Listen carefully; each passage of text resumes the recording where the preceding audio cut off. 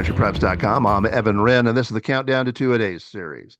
Our daily look at an area football team and the key questions we'll be answering about that team in our August 21st preseason preview here at Big Country Preps. I'm with my partner, Dan Youngblood, via Zoom. And tonight, Dan, we've got the Big Spring Steers. We do, and this could be a little bit of a rebuilding year for the Steers. They've only got four starters back on both sides of the ball from last year's team. Lost 18 seniors from a group that went 2-9 last year. Did make the playoffs out of a four-team district, and that is the good news. We can already pencil the Big Spring Steers into the playoffs as they are in a four-team district again, as has been the case pretty often in the last three or four realignments.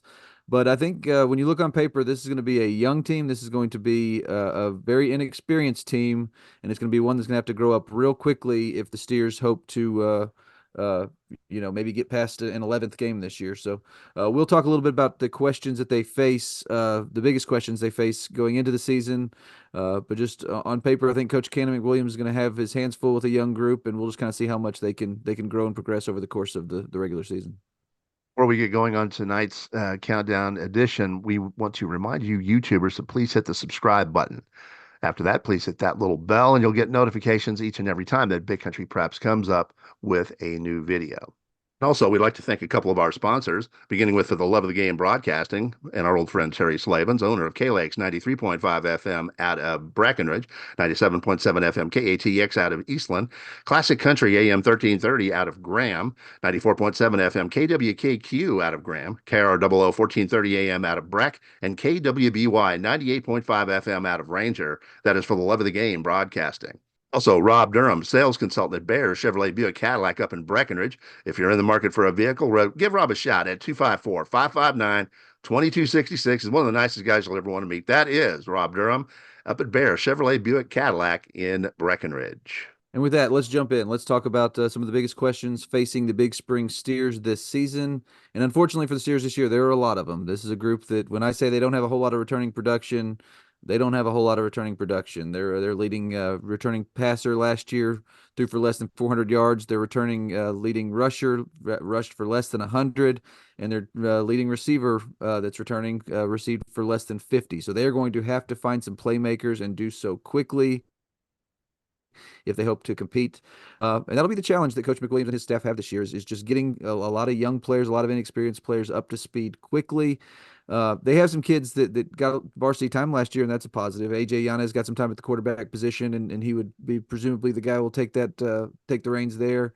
But they're going to have to find some guys who can run the ball and catch the ball, and that's in. I mean, they've had some been blessed the last several years with some multi-year standouts that have done a lot of those things for them, and unfortunately, they just graduated a lot of those together. I think they do have some strength on the offensive and defensive lines, but this team is going to have to find playmakers, and that to me is the biggest question: is who's going to make plays for them this year. It looks like a rebuild year to me, and the one thing that I would say is that if they're going to have a successful year this year, and it depends on how you define successful, they're going to have to get help from that JV bunch from last year's JV bunch, and that's really going to be the key. Filling as many holes as possible with the young kids coming up from that JV bunch because they got hit hard by graduation. If that young JV bunch can step up and match that play level, then fine. But that's a lot to ask, and sometimes you just get hit hard by graduation, and every program goes through a turn like that, and it's Big Spring's turn this year, to adjust. It's just part of the game. And the last question: have we talked frequently when you are talking about a young team, a rebuilding type team, about finding the positives where you can, about setting goals that match kind of where you are as a program? And that to me is the third question is can this team kind of navigate those growing pains with the understanding that this is a young group, that you are kind of laying the foundation for the future of the program, and kind of finding ways to build from this year forward, and you're gonna have to do so with a schedule that is not overwhelming, but it's going to be a challenge for this group. You're probably going to be going into every game, facing a challenge, and you're just going to try to win as many as you can, and go into the playoffs with as much confidence as you can. But I think that's going to be the big key is being able to kind of ride the highs and lows and the roller coaster of a season with a young group and be able to do so without losing your confidence, without kind of losing your will. I think that's going to be a big thing, is keeping this game fighting and kind of understanding what it's fighting for. I think that you can have a successful season even with a win-loss record that's not quite what you want it to be, if you're able to kind of keep your eye on the prize and continue to fight. And I think that's going to be a big key. Can Big Spring do that this year? All right. With that, we're going to take a look at the schedule for Big Spring in 2024. We'll look at the non-district portion first. And I think it's a reasonable schedule. Some challenges there and some opportunities for them to compete, maybe get some wins. We shall see. It will open August 30th with a home date against El Paso Riverside. September the 6th will be a road trip at Lubbock High. They'll play host to Borger on September 13th. El Paso Bel Air will follow at home on the 20th. A road date at Snyder will be on the 27th of September. A long road trip down to Fort Stockton will be on October the 4th. They'll host Kermit on October the 11th, and then they'll break into district following an open day. One thing about this non-district schedule, they got 2 home games against El Paso teams, which is great. Next year Until next year. they're gonna be going to El Paso twice, which won't be so Yeah. fun. No. And I think that is a fair non-district schedule for the team they've got this year. I think do have definitely have some opportunities to compete and to gain some confidence. I think that will be important. They jump into district on October 25th with a tough road date at Andrews before going back on the road the following week, October 31st at San Angelo Lakeview. And then they wrap up the regular season November 8th rather, with a home game against Pecos. So just a 3-game district schedule. Like I said, the good news is they're in the playoffs. I mean, the bad news is it's going to could be a tough road to get there this year. So we'll just kind of see how it goes.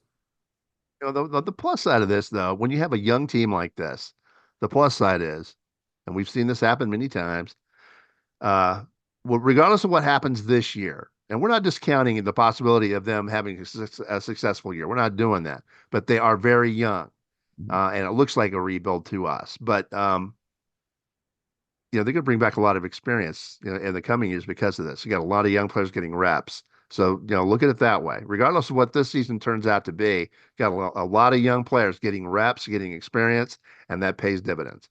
Yeah, and we've seen a ton of teams with very young teams that took their lumps as freshmen, sophomores, even juniors, and then by the time that team's loaded with juniors and seniors, you're talking about a really competitive, good football team. So I think that you're going to get a lot of kids, a lot of really valuable experience. And here's the one thing that Big Spring has kind of as its hold card there is they're going to get playoff experience. That's already guaranteed, and that's something that I think is valuable just in itself. Is you get that opportunity for kids, young kids who may be thrown in some to the fire maybe a little earlier than you want to throw them into, but they're going to get an opportunity to see and experience a playoff game, and I think that's going to be neat. Uh, we always talk about game of the year for each team we go through these with. What do you see as being Big Spring's game of the year this year?